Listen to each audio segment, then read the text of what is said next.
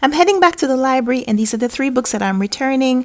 I'm returning this one because I just got my own copy. I found this in the little free library yesterday, so I got it and I read it already. So, in any case, I could return this one to the library.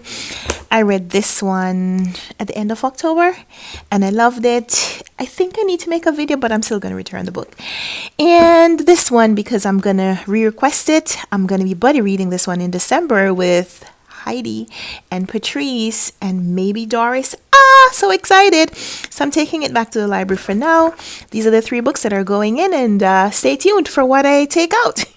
So I'm back from the library, and these are the four books that I brought home with me. I got Into the Wild by John Krakauer. This is on my nonfiction November TBR, so hopefully I'll be able to read it. It's a short book. So I tried to find it on the library system to put a hold on it, and I couldn't find it. I just could not find it. Oh, you know what? Because I wasn't spelling the author's name correctly. Into the Wild brought up like a lot of responses, and then I was trying to trying to narrow it down by the author's name, and I couldn't find it. So I figured they didn't have a copy, but I thought I saw a copy in the library. So I was there and I was browsing. I'd already checked out the other books, and then I found this on the shelves.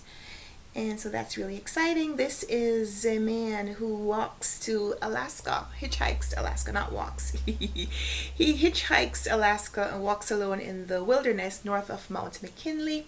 This is on my TBR. It's on a lot of lists. I do a lot of book list challenges on listchallenges.com. This is not sponsored, but yeah, if you go to List Challenges to do a list challenge, check me out. I have a few lists that I have published there.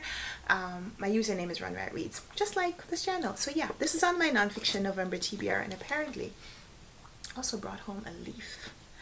I brought home a leaf. I'm going to press this. I use these and I make little bookmarks or something. So I found that it was a beautiful, like almost perfect shape. Is this maple? Looks like a Canadian maple leaf, right? I found this for the Skoden Readathon. So I'm still waiting. I wanted to read two books for Native American Heritage Month. And so I read Probably Ruby by Lisa Bird Wilson, which was a gifted copy from the publishers, Penguin Random House.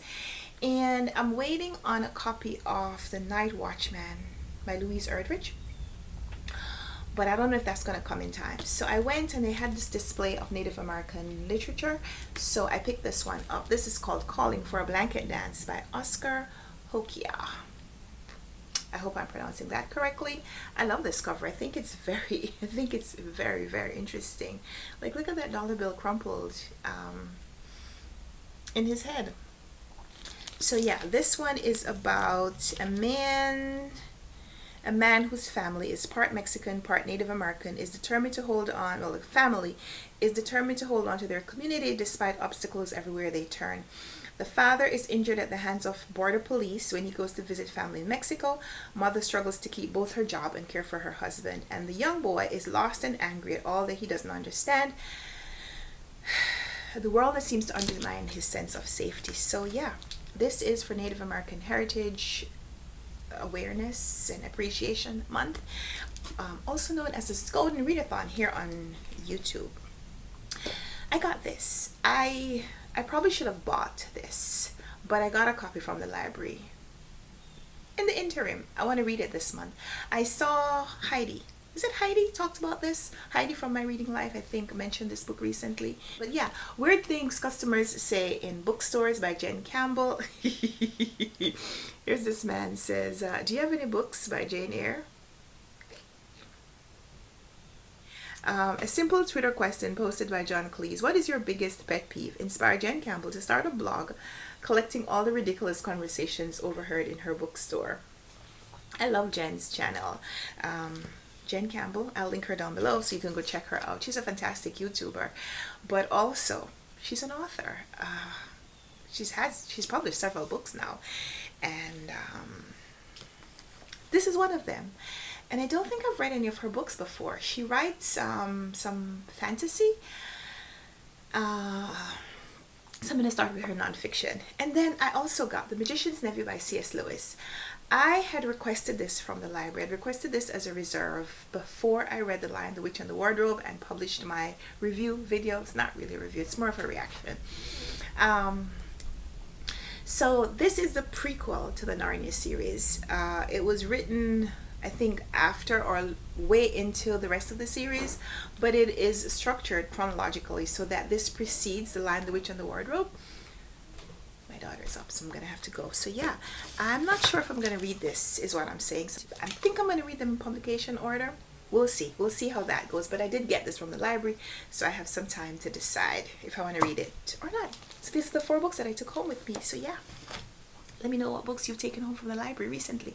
And if you don't yet go to your library, find your local library and go. They have free books that you can take home. See you in the next video. Bye. Is this maple? Looks like a Canadian maple leaf, right? Could it also be an oak?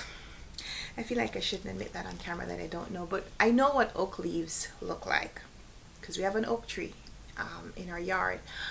But I also know that oak leaf shapes can be different depending on the age of the tree, I think, or the age of the leaf.